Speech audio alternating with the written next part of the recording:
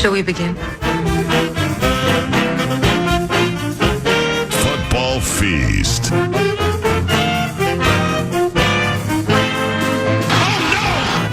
Oh, well. I knew we was going to beat them clowns.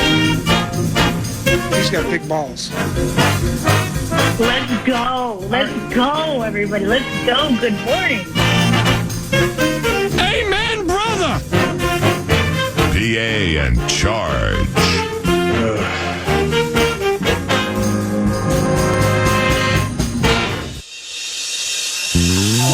Will Levis goes out of the shotgun, tight end to the left, three receivers to the right. On third down, Will Levis is sacked back at the 28-yard line.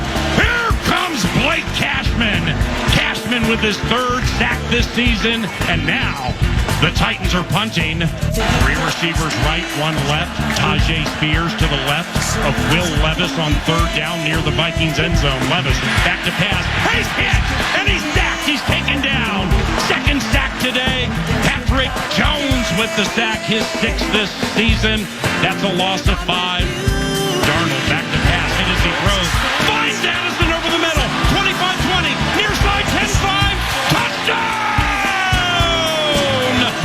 Jordan Addison with his fourth touchdown this season. Sam Darnold on first and goal. Goes to sneaking. He got right up the middle on first and goal. No signal. He got it. No signal. Touchdown, Vikings! Sam Darnold with his first rushing touchdown wearing the colors. And middle of the second quarter, the Minnesota Vikings have taken a 13-3 lead.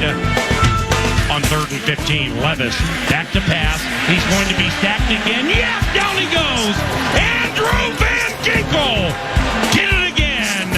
Van Ginkel was the first to get there. Jahad Ward probably will get a half sack. And the Vikings... Minnesota takes the third and final time out of the half. The Vikings have now sacked Levis 4 times. Loss of 8. Snap. Sam rolls out to the right. Throws to Akers. Caught at the 2. Into the end zone. Touchdown! With his first touchdown for the Vikings this year, has catapulted the lead to 22-10. Will Levis, who has a 98-yard touchdown pass, goes back to pass on first and 10. Now he heaves up a deep one right side to Calvin Ridley. Intercepted! Harrison Smith, the Knoxville, Tennessee native, comes home and seals the deal with his 36th interception of his career. And now the Minnesota Vikings have at least one take, 10 consecutive games. Hey! Good morning. What's going on, everybody? Welcome to the Buffalo Wild Wings Lakeville Friday football. Here we are, feasting in Lakeville with an 8-2 Minnesota Vikings team heading to the Windy City. Hopefully coming back a 9-2 operation. Welcome to the feast, ladies and gentlemen. The Buffalo Wild Wings Lakeville Feast always is very special for us for multiple reasons. The song that you heard or you hear 9 to noon each and every weekday, it's called Street Meter. Old schoolers would recognize it as the Sanford and Son theme. Well, that version that we play was created here several years ago by the Lakeville South Band, and we play it each and every day. So every time I come here, I always think of Street Beater and Quincy Jones and the Lakeville South Band, so thank you for that. The amazing thing about that, Paul, was we didn't know that the high school band was going to show up. Right. They just set themselves up out here to the side of the restaurant, and they just started playing. Yeah. It was awesome. And with the band director, we were like, all right, so what are you going to do? And he pointed to the tuba guy, and it's... I'm like, you're in. And it developed a life of its own, too. Yeah. Because then we would go to Buffalo Wild Wings all throughout the upper Midwest, and high schools would have bands there performing bumper music, street beater. So that's what the feast does. And school's in session. So these kids are all skipping school to come to the Friday football feast to play street beater. Right? Street beater. At the Friday. Unbelievable. This is probably now, I mean, we have a packed house. Hey, thank you for that. 8 and 2 does that. Friday into a weekend with some wings and some alcoholic beverages also do that. But this is probably the most intimate of the Buffalo Wild Wings that we find on a weekly basis.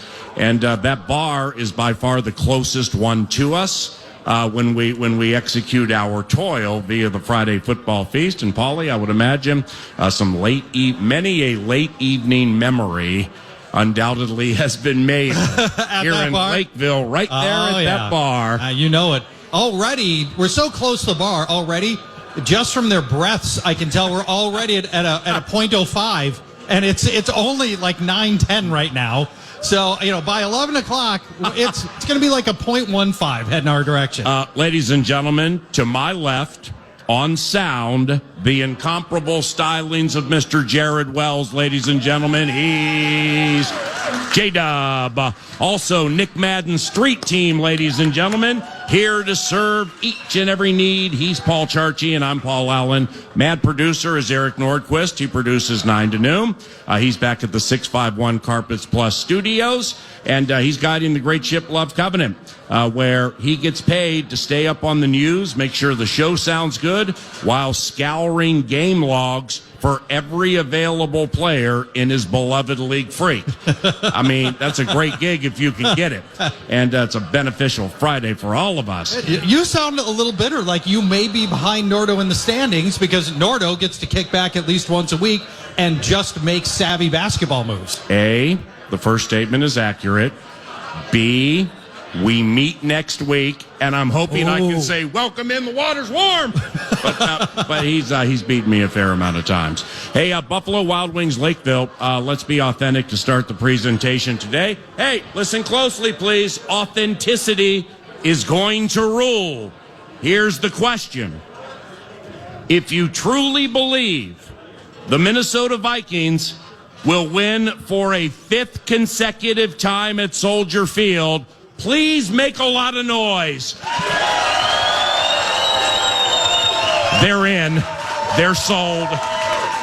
The cheap seats are in as well, by the way. Right. Well, it's always Chicago for our whole lives. It's been so hard to scratch out wins in Chicago. It's crazy. Vikings have won 5 straight, Paul. Yeah. 5 straight. Yeah. And I imagine they've done that at some point in their long history before, 5 straight, but it's never easy in Chicago, and the fact that this team rolls in 5 in a row is honestly pretty impressive. Well, and when Chad Greenway joins us at 9:45, we will get into some moments during the course of his 19-game run against the Chicago Bears, and it personifies what you said. I mean, 2009.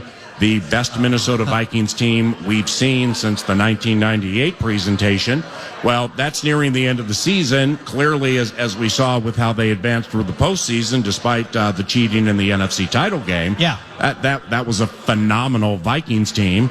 And they lose in overtime to a bad Bears team when Cutler hits Devin Aromashodu on a double move on the best corner in the history of Vikings football, Antoine Winfield. I remember it well. So, that one hurt. That when you say things are tightly contested and stingy and strange at Soldier Field, he ain't lying like that 09 bit. Now, when Greenway gets here, he played in a game against the Bears in 2008 that I do not vividly remember, despite the fact it probably was one of your favorites in the history of this matchup, because you're the identity of fantasy football. He's Paul Charchi, and I'm Paul Allen.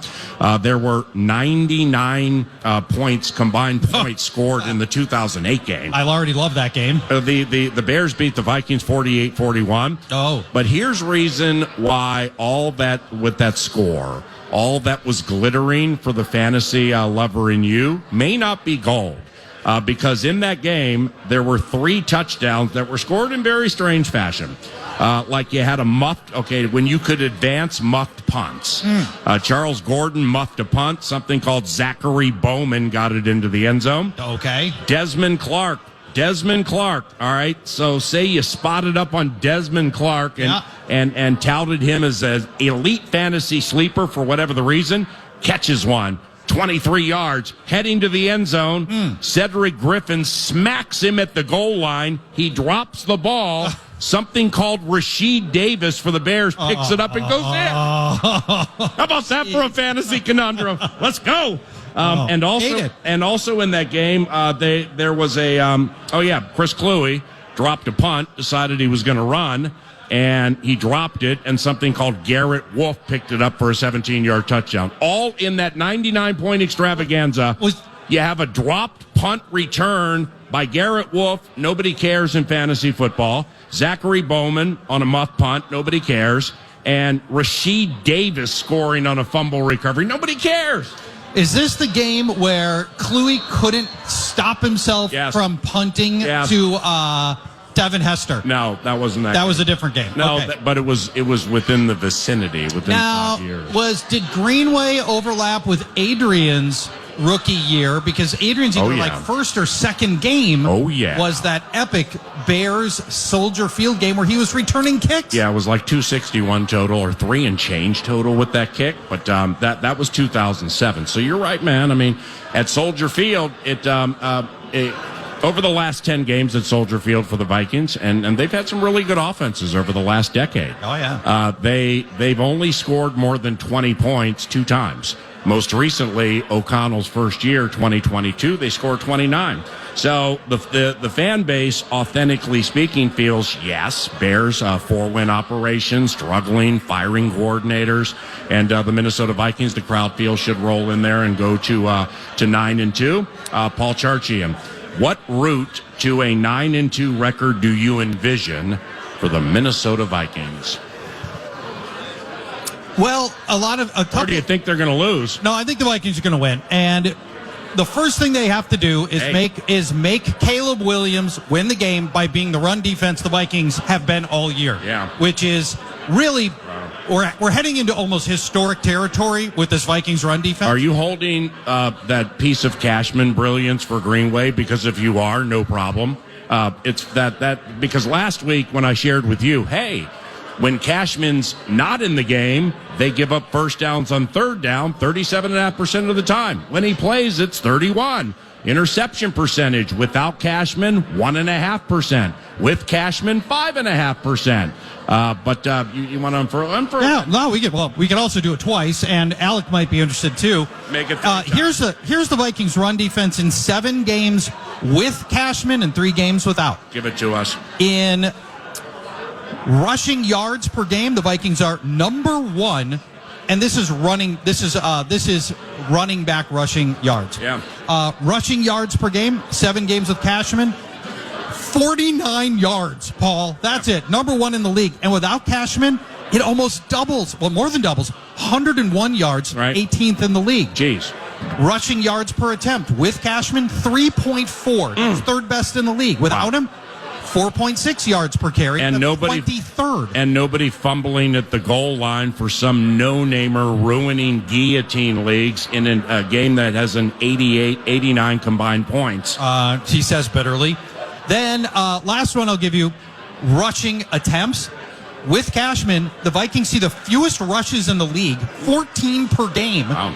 And without him, it balloons up to 22 per game because teams are better at it. Yeah. And so make the Bears one-dimensional like you normally make opponents one-dimensional. Mm-hmm. Make Caleb Williams have to go make plays because, honestly, he hasn't made very many plays. And I'll take my chances on him finding Roma Dunze because those are the hookups that they have not been able to do overwhelmingly for this season. And I think at the end of the day, that's the only way. That's the easiest way for the Vikings to find victory.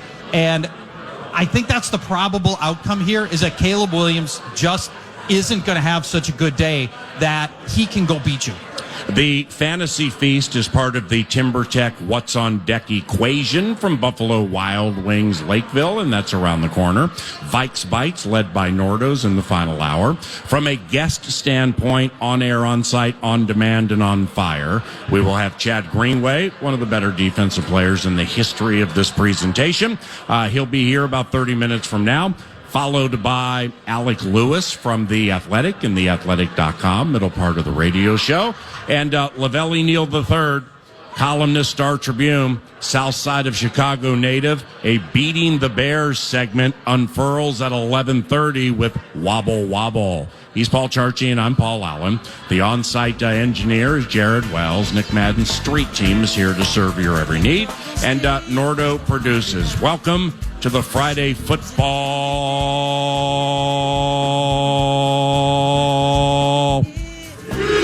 at Buffalo Wild Wings Lakeville on your home for 8-2 radio, ladies and gentlemen. FM 100.3 KFAN. It's your favorite station. We'll be right back.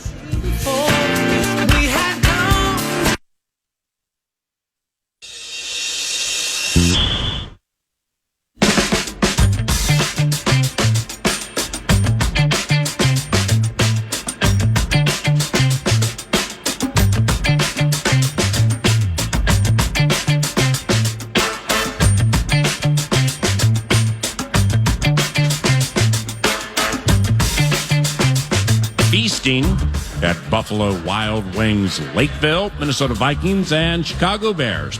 This Sunday at noon, KFAN pregame with Main Man Muss at 10 a.m. on KFAN.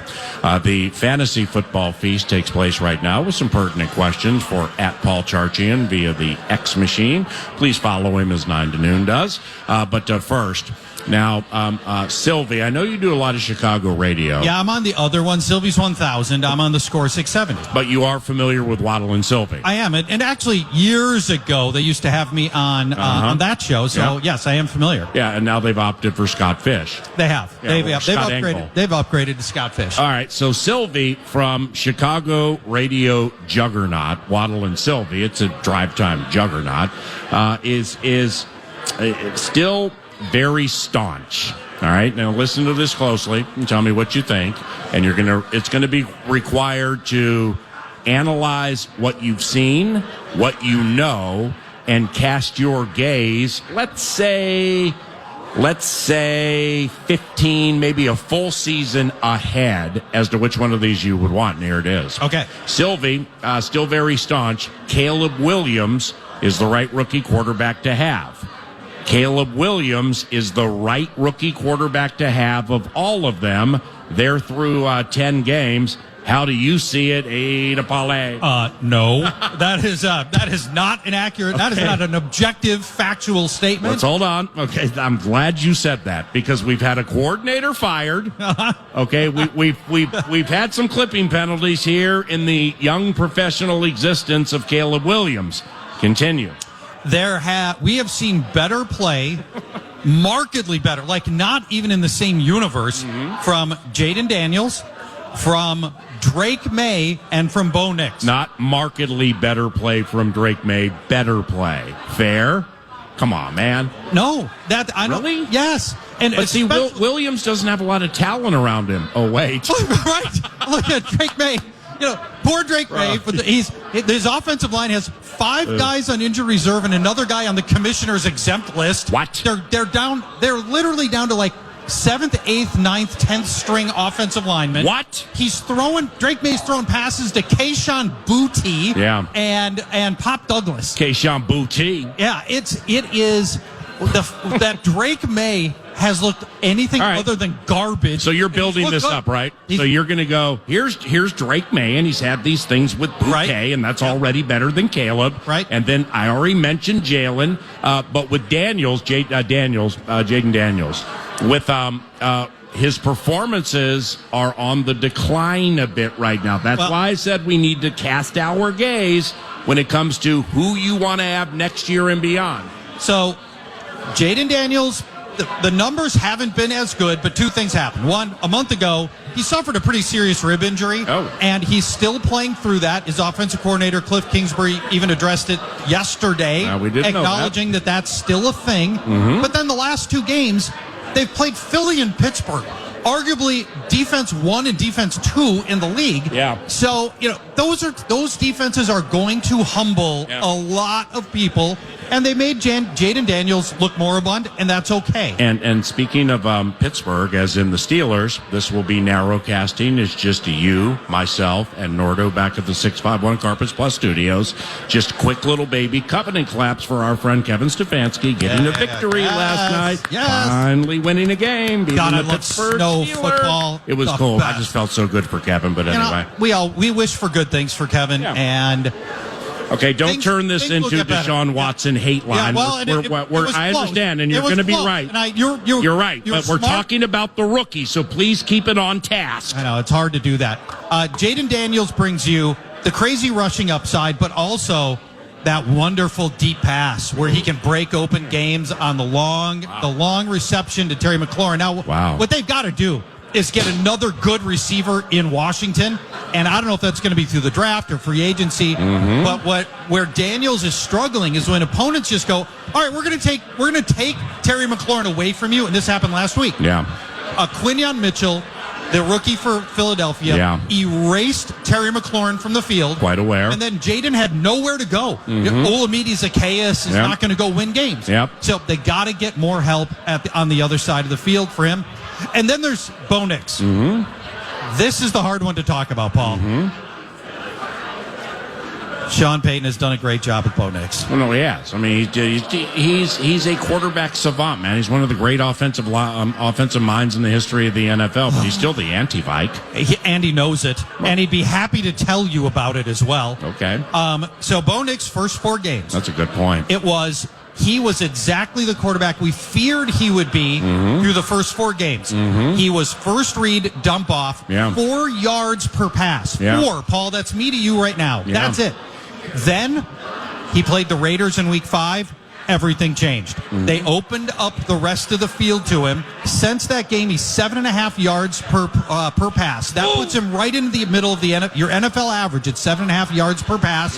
They started finding Cortland Sutton downfield, opening up the offense. Bo Nix running for big plays, finding first downs. The Broncos use like 2 receivers who have decent yards each game. I've never heard of. I have no idea who they are. Lil Jordan Humphrey. No, I've heard of him. Devon Vele. Thank you. I thought it was Velus Jones Jr., but it's not. It's not. Although he's probably available. It's the fact they're getting anything. That's another team with 1 legitimate wide receiver, and that's it. Okay. But Bo Nix has been great. You're done on Caleb. You're done with Caleb. Let me give you this stat from Pro Football Focus. You're it's playing amazing. fast right now. Bo Nix last 8 games, he has 1 turnover-worthy play. Oh, come on. 1. Yeah, he's being safe with the football. It's insane. I know. He's being raised very well. Now, suddenly, the Broncos are right in the thick of the playoff run, and they've got that same Raider team that he pivoted his whole season on in his early career in Week 5 coming up this Sunday, and he's probably going to hammer him again. Okay. Bo Nix. And then, by comparison, understood. Caleb Williams has none of those things have happened. He's had a total of 3 good games. Okay. 1 was against Jacksonville, 1 was against Carolina. Yeah. It has mostly been a frustrating exercise, bad decision making for Caleb Williams. All right, so now with the fantasy football feast, let's begin here with No Bix. With Bo Nix. Yeah. Is he, because Guillotine League, guillotineleagues.com, and functioning choppability taking place every single week as we all are in search of the grand prize. Yes. So now with, let's say, 7 teams would be available, or 7 teams would be remaining in most Guillotine Leagues, which means 7 quarterbacks, and we can that are going to be used. There can be 2 or 3 on rosters, but we're talking about being used. So and then you got some big timers that now are going to be hitting buys this week, next week, and week 14, the aggressive week 14 buy. So you got to deal with that. So here's the question. No matter the circumstances, is Bo Nix an absolute start on your Guillotine League team every single week in search of the prize? He's my quarterback 3 this week. I got him. I've got him started in 2 or 3 guillotines. Behind? I believe that would be. Oh, Sam Darnold and Nick Mullins? Darnold Mullins. Yeah, that combo. So just like everything, like the real games and the fantasy games, you got to take it week by week per the matchups. But you do. Using him weekly pretty much against everything this side of the 85 Bears is, That's in play. You can It's use in Bo play. Nix, expect 17 to 28 points, and move on. Right, because his feet are giving you 4 or 5 plus a possible 4 or 5 points and a possible touchdown to add 6 onto that. Yeah. And then he's throwing 2, 3 touchdowns a game. Okay. Bo Nix is turned into an every week fantasy starter in most formats. I have a fantasy feast question for you. All right. Acquiring free agents via bids. Okay, so free agents hit the market. Yep. Big time names in the geese. And there's something called fab. So you've saved up your metaphorical. The squirrel has saved up the metaphorical nuts, and it's time to disperse them to get your favorite lion bar. Now, the define end game guys. You use this term frequently, not so much here, but it's probably a big time fantasy term that leads to an end game roster that you created because you're good with that. So define end game guys and unpack correct routes to an end game roster this time of the year. So this is a very guillotine specific question, but here's the bid on it now is you shouldn't be acquiring any players on your roster, spending any fab on anybody who's not a player you want end game. Meaning, like, if you're alive in week 17, you're starting that guy. So I'm trying to win Mad Hatters back to back, and I just dumped, let's say, 75% of my fab on Cooper Kupp.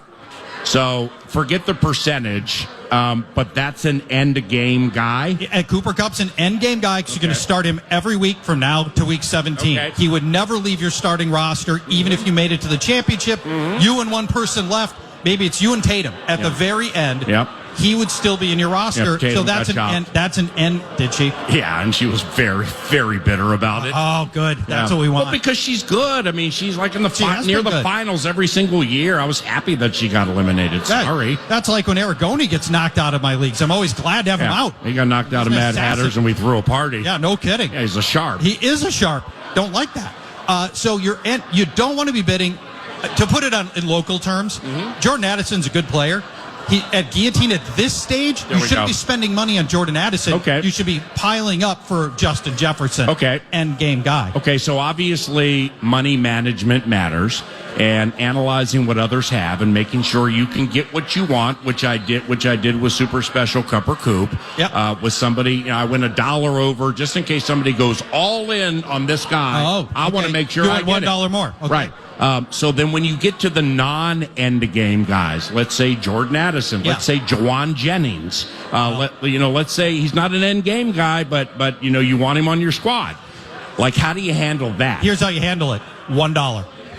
Wow. What if somebody goes 2? Doesn't matter. Then there's another guy. There's so many guys now with only 7 teams left. There's a lot of Jordan Addison level guys.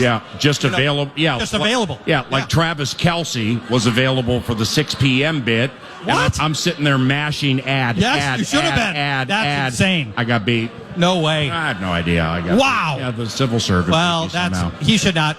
Kelce should have been bid upon in the regular bit. Yeah. But at this stage, you want to be looking at all end-game players. You want to have all 8 of your starters as end-game players if you can get there. Okay. Yeah. Okay, well, thank you for that. Now, Vikings and Bears, best fantasy guys and why?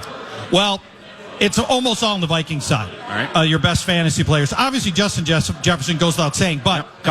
Just a couple of things quickly. DJ Moore has torn us up before. Yep. Okay, now this different team, different quarterback, different surface. The whole thing's different. Keenan Allen last year, career high 215, threw a touchdown pass to Mike Williams, though. So Keenan, though. I know. But Keenan is so dead in this offense, Paul. He's doing nothing. I know. I mean, what he's doing, he's throwing tantrums during the game because he's not getting the ball. Well, and that may very well be true. No, it is true. And DJ, wait till you watch this, or if you watch some back. DJ Moore and Keenan Allen's body language is bad. The worst I've seen since Randy Moss walked off the field at like the end of the 2004 season, only to go to the playoffs the next week. The play we've seen DJ Moore do weird stuff like walking off the field in the middle of a play. I mean, just nobody does that. These are the things that are only happening in Chicago under Matt Eberflus. There's some quit in this team, and if the Vikings get out ahead early, The Bears are going to pack it in because this team does have some quit in them. TJ Hawkinson's going to be fascinating. So Josh Oliver not expected to play in this game. I don't think he's been officially ruled out, but I don't think he's going to go. With you. This is a really nice opportunity here. He'll be on the field a lot. Now, Chicago's not allowed a tight end score since way back in week 1, but they're giving up a lot of yards. The recent big games to Evan Ingram, Zach Ertz, Austin Hooper. TJ Hawkinson's going to be sitting potentially on a really nice game here, Paul. Define really nice. 7-8 catches, 80 yards. 781 and 1. Yeah, that's in the ballpark here for Hawkinson. I like Hawkinson a lot. Hey! Now, back to Justin Jefferson. And I'm going to talk to Alec about this a little bit as well. I can't wait to see how they deploy Jalen Johnson. Yeah. Jalen Johnson's one of the 3 best coverage cornerbacks in the league. Matt, producer, and I have mashed on this all week. Already?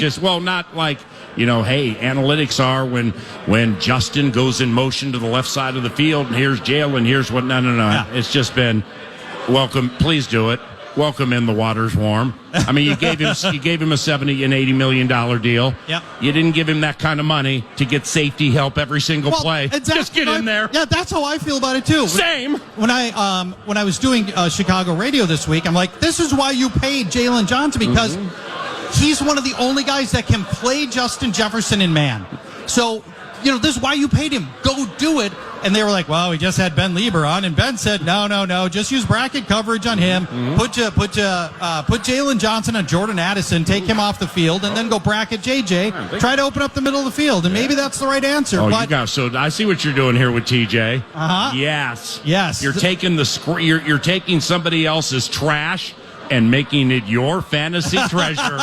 I'm liking it. That Lieber knows so much more than I do, but I want to see the Jalen Johnson, Justin Jefferson, 4 J's. I want to see that matchup, Paul. Same. Okay, so Jefferson, absolutely. It's not whether you use these Vikings.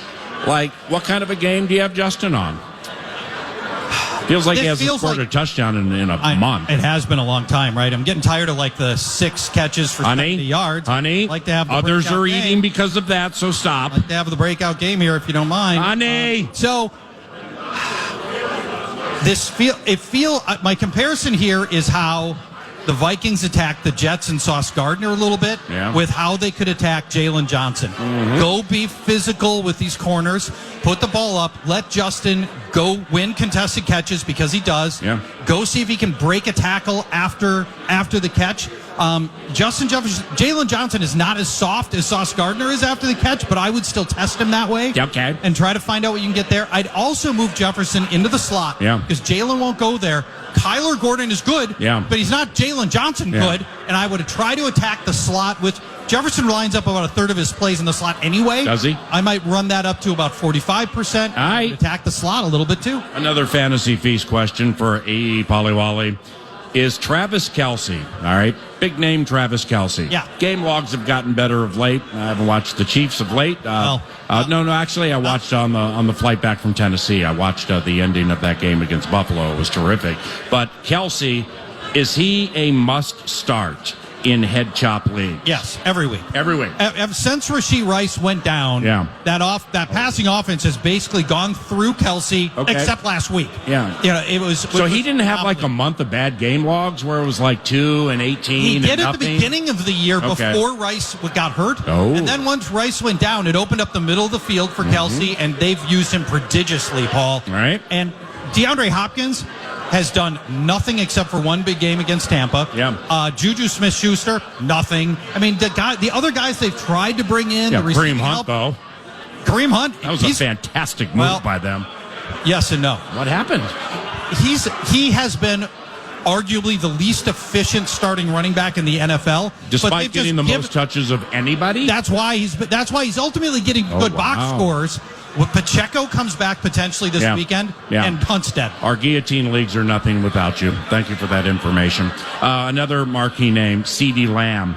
Is he an every week starter in leagues where losing means noggins are severed and off they roll? No. And last week it was all all Cooper Rush did was throw to CeeDee Lamb. Yeah. And it was all like 5 yards. Just quick, you get the ball. Seems prudent. Over and over and over again. And it does seem prudent. Teams are going to take CeeDee Lamb away and make Cooper Rush win with somebody else. Yeah. Turpin or, whatever. Brandon Cooks. Colbert. Brandon Cooks actually might come back next week. Oh. So I don't trust CeeDee Lamb with Cooper Rush to have week in and week out solid games. I think there's going to be some really big dud games coming because Cooper Rush has got that in his arm. A fantasy feast to the side for a second. Let's go back to Bo Nix. He is plus 400 at FanDuel. Plus 400 to win Offensive Rookie of the Year. Amazing. Jaden Daniels, who was a monstrous favorite, is still prohibitively favored at where you got to put up like $580 of your dollars to win 100 of somebody else's dollars. But nevertheless, that's come down precipitously. Bo Nix, plus 400, Offensive Rookie of the Year. Would you spot up on it? And what are your expectations at Vegas? Here's 1 week ago, Paul. Here's where these odds were. Just 1 week ago. Yeah. Daniels was minus 2,000, and Nix was plus 1,000. That is a delta of 3,000. That's a delta. Now their it's delta. united. Now their delta is 1,000. Well, what's the pan it's all moved that? It's moved that much in 1 week. Yeah, and you know what? They don't move those lines because, Jaden's regressing and Bo Nix is going for 4-0 each game. No, they move it because the Sharps come smashing Bo Nix and they don't want to get stuck. Absolutely. They are smashing Bo Nix, and I would rather be sitting at Bo Nix plus 400 than McDaniels minus 500. Oh, absolutely. I think that's a way better return on money. And the Broncos are winning games, too, so it's not like, you're looking at this rookie quarterback, like Drake May would be a good example. Yeah. Say Drake May had Bo Nix's numbers, New England ain't going anywhere. Denver's winning games. And a lot of it's their defense, which has been great. But Bo Nix has been really good, too. Here's the guy that I'm sad can't win it and won't win it, Paul. Yeah. Brock Bowers should be the favorite. Brock Bowers is sitting on what is going to end up being arguably the best rookie tight end season in the history of the league. Laporta just had that last year. He's going to have more catches for more yards than Laporta had. He won't have as many touchdowns for whatever reason. He's just not getting in the end zone. Yeah. Brock Bowers has been awesome. Not even in this conversation because he's not a quarterback. Well, actually he's third. I think he's third in the voting or in the betting. I wish like 10-1 though. I wish that award would go more often to non-quarterbacks because Bowers is having the best rookie season of any offensive player at his position. Oh, that's fantastic. And lastly, Mahomes is Patrick Mahomes. Yeah, Patrick Mahomes. Yes. Is he a must when it comes to starting, given the foe is the Carolina Panthers? Here's the funny thing. He's so dicey with these numbers. Every week, it's the same bland numbers from Patrick Mahomes. Yeah, like Paul. 15.5 fantasy points. Yeah, that's it. And, it regardless of opponent, he's got one finish this year better than top 10. One. Jeez. We're talking, we're heading into week 12, and he got one finish in the top 10. Yep. Carolina's actually turned into a sneaky, not good, but competent secondary. Yeah. Last 5 games are giving up right around 1.5 touchdowns and 230 yards per game. I know, right? I think that's where Mahomes finishes here. There's no explosiveness in the Chiefs' offense, Paul. Right. Mahomes is, over the last month, Mahomes is 26th in average depth of target among NFL starting quarterbacks. Oh, geez. 26 is he's throwing it like 6 yards, 5 yards a throw, and you just can't pile up fantasy points that way. You can win that way, and they're winning, and so they don't need to change anything. But you don't get fantasy points that elongated fantasy segment, that was a lot of fun. Thank you. He's Paul Charchian, and I'm Paul Lowland. When we return, Chad Greenway, courtesy of Grey Duck Vodka and Grey Duck Spirits, will join us at FM 100.3 KFAN. It's the Friday Football Feast.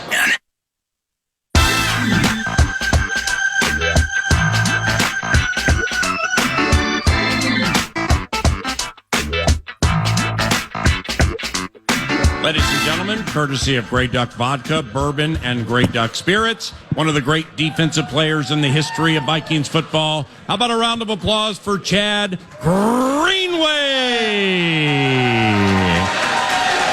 Yes. Thank you. What up, Thanks for baby having me. boy? I like it. What a beautiful day. You look good in black. You know, you don't show. Slimming. You look ripped, slimming. Don't show Yeah, what? Yep. Yeah. Keep going. Yeah. right Don't here. show what? Right He doesn't have that. I don't have it. No, he's tensing up. 6% body I fat. can tell I'll you. take my shirt off. No.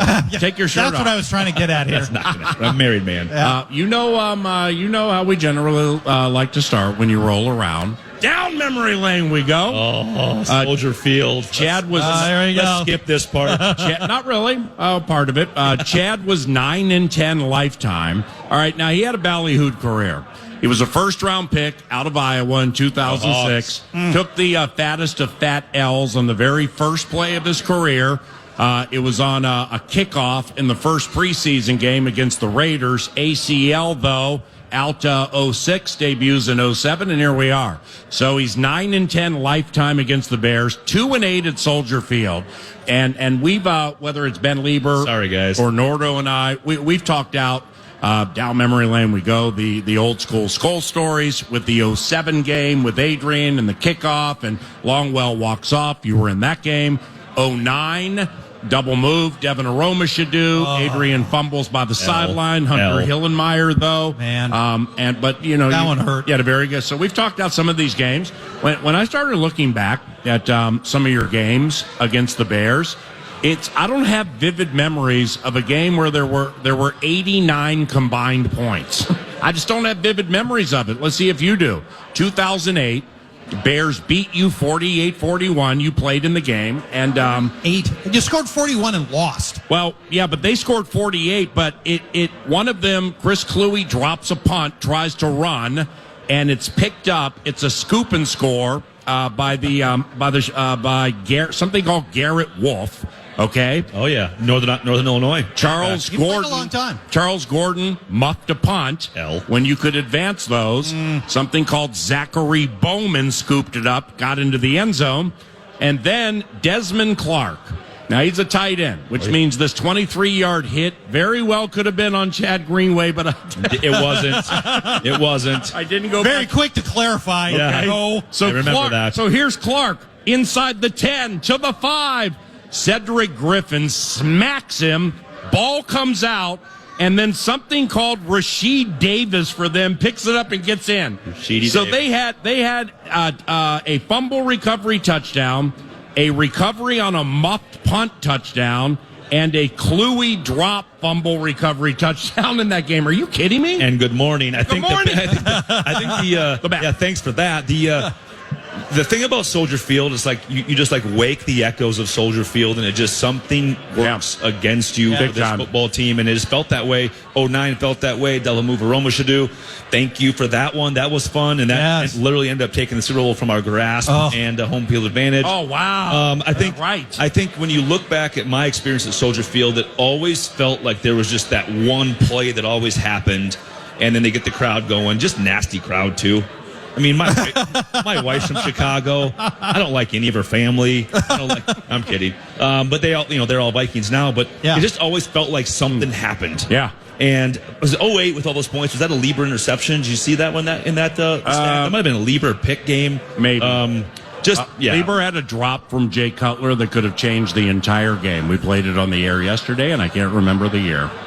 Well, you think back to just Kyle Orton days, Jay Cutler days. I mean, just they found a way to beat you with kind of bad, in some cases, bad quarterbacks. When you talk about no matter how good or bad the Bears are, Soldier Field, well, you get there, you got to sweat the surface. Yep. Do you have the right cleats? Wind is, say, calm and chill, and then the game starts and freaking gale force winds right in your face. Amen. You know what I'm saying? So stuff like that changes. But even before you played for the team, it makes it's tough to predict games at Soldier Field sometimes because of the weird stuff like what we're talking about has been known to happen. So a few years before you joined the team, 2003, the Vikings are going to qualify to make the playoffs. 3 weeks to go in the season. All right. So with 3 weeks to go, Moss catches what's going to be a touchdown front right of the end zone from Dante Culpepper.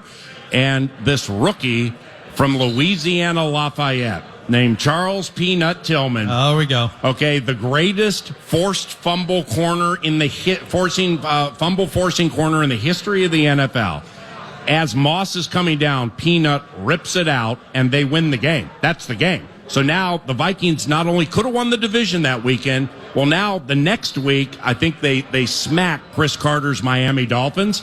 Well, now the next week, Josh McCown's Cardinals beat them, and they don't get in. Yep. But you just think 2 weeks previous, the way it's stacked up, that they're guaranteed to get into the playoffs, and it comes down to Moss, of all people, not being able to hold it with Charles Peanut Tillman, who, by the way, is the bomb. 2017, the year after you leave. Weird things that happen there. Andrew DePaula, the current Vikings long snapper, hurt, will be back in a couple of weeks. He's the snapper for the Bears. Wow, back then. 2017, snaps it to punter Pat O'Donnell, who throws a pass to running back Benny Cunningham over the middle. Cunningham gets in from 30 and change out. Main man Marcus whiffs on a tackle. And that was so like that happens there. It's just crazy. Sherrills misses a tackle. Yes, missed That's tackle. the most surprising part about that whole thing. It just didn't like it. They're hard to beat. Love Marcus at their place. Mm-hmm. Although Green Bay seems to slip out of there with field goal, double doink. Right. It never can we get some of that love this week? You just look at this game as such a turning point and pivotal spot in this team's schedule. Big time. Because you look at what's coming and you look at all these games of teams that are fighting for playoff life this next month. And divisional opponent on the road, if you can go take this game at their place, all you have left is them at home and then a bunch of other really, really hard games. And you get to 9 and you're at 9, you're sitting pretty that you can go win a few more on the way out here. It's just you gotta go defensively. Go make plays and win this football game because they're there for the taking.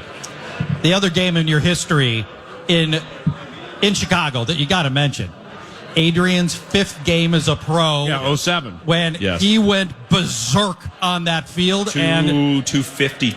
224 rushing yards, 3 touchdowns, and this was when he was returning kicks. Yeah. And he had the big, was it overtime kick return? He was nasty. Or right in front of overtime, I think. Right at the end of the game. Right at the end of the game, he got it. We put him back there because he wasn't a consistent kick returner. We put him back he was there. Everybody goes, he was kick returner 1A. I mean, he did it a little, but, I mean, it wasn't Devin Hester, Soulja Boy-esque bouncing out there to do it. Right. But when the rookie monster walked out there, everybody was like, hey. Hold on. And then he goes for like 61 yards. Yes. It was so disappointing when Hester went to the Hall of Fame because I was on so many highlights. Oh, wow. I was like, just L. Yeah, I shared. Hey, go ahead. This guy put his foot in the ground. You're just like, bro. I shared this yesterday a little bit with Lieber.